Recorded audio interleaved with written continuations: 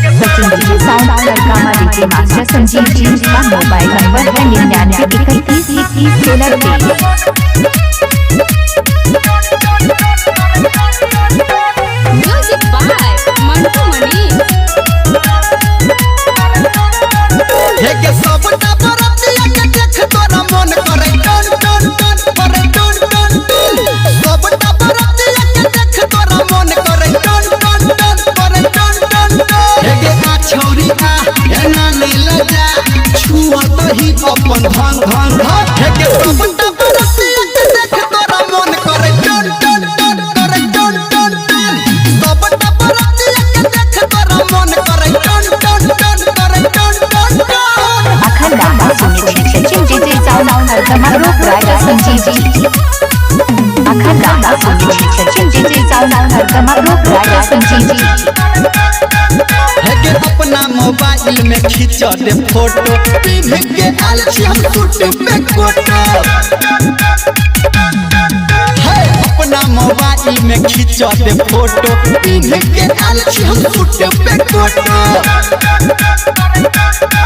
है के आ छौरी आ एना नहीं लजा अलगे से नहीं कर फोन फोन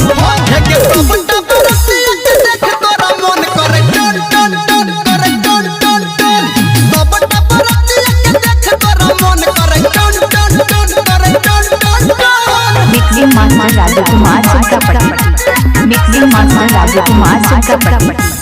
अखंड सुनिए सचिन जी साउंड ड्रामा रूप राजा संजीव जी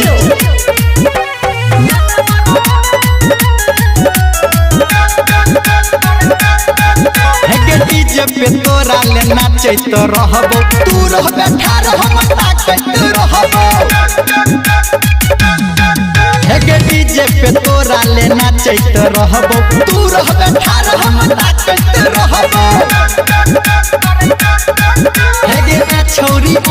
एना ले लजा सत बरती ने जाता तू बन बन है के सब बरतिया के देख तोरा मन करे टन टन टन करे टन टन टन सब बरतिया के देख तोरा मन करे टन टन टन करे टन टन टन टन टन टन करे टन टन टन टन टन टन करे टन टन टन डीजे सचिन साउंड ड्रामा डीजे सचिन साउंड ड्रामा डीजे सचिन साउंड ड्रामा